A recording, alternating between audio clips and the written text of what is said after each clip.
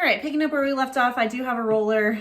So you're gonna roll a little bit on this. Again, if you have that little test tube at home, rolling onto it, remember to be picking it up and flipping it over, as well as putting a little bit of water on any of the cracks kind of as you go. So you're rolling onto it, picking it up, flipping it over, agua.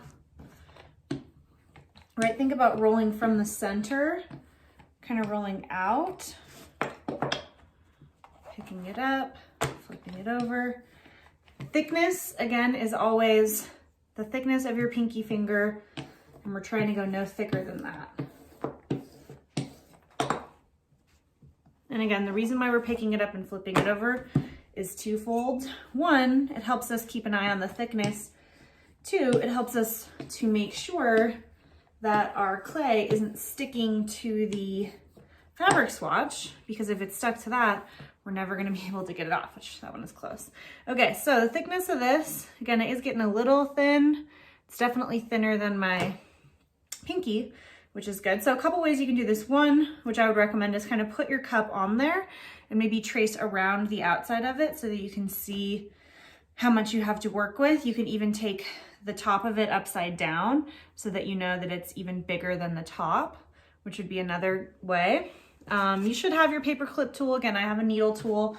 Another thing that you can do is use like a plate or something round to trace, but I'm just gonna kind of wing it. And again, I want this to be a bit wider than my cup, because I am gonna kind of play around with the edges of it as well.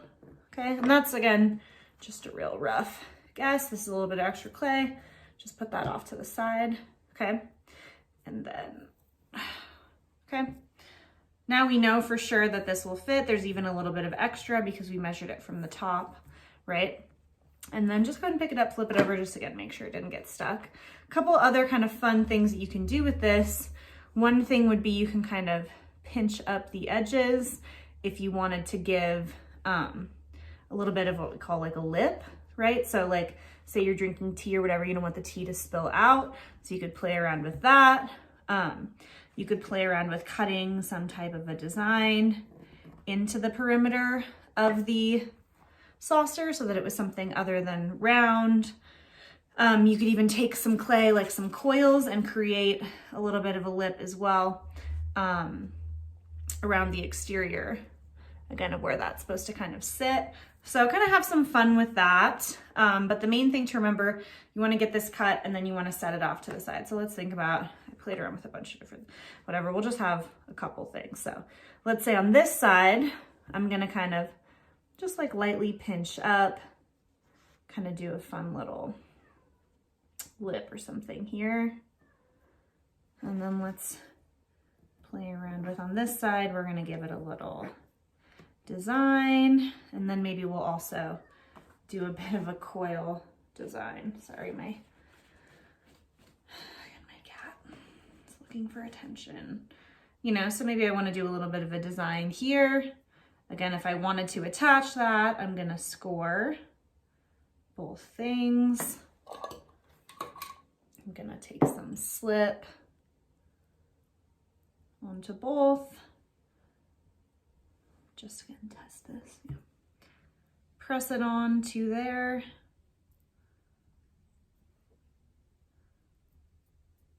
So score, slip, and then smooth. So take like your little popsicle stick tool and you're gonna smooth those edges kind of down, because you don't wanna have any gaps or lines where air could get in, because that is where your clay could crack and fall apart. So don't forget smoothing. That's something we'll talk about too in just a second with the handle for your teacup. But scoring is great, slipping is great, smoothing is that final step, you know, to make sure that everything is well attached. Okay, so that's like a little, I don't know, a little designy type perimeter. And again, if we're testing this on here, still fits. Just kind of playing around with a couple different design elements with your saucer. Either way, we want the saucer to get leather hard so that it can set up and stuff. So we don't want to mess too much around with it when it's at this stage. So I'm just going to kind of ever so gently put her off to the side to kind of chill. And then we're going to get into the handle. Okay. So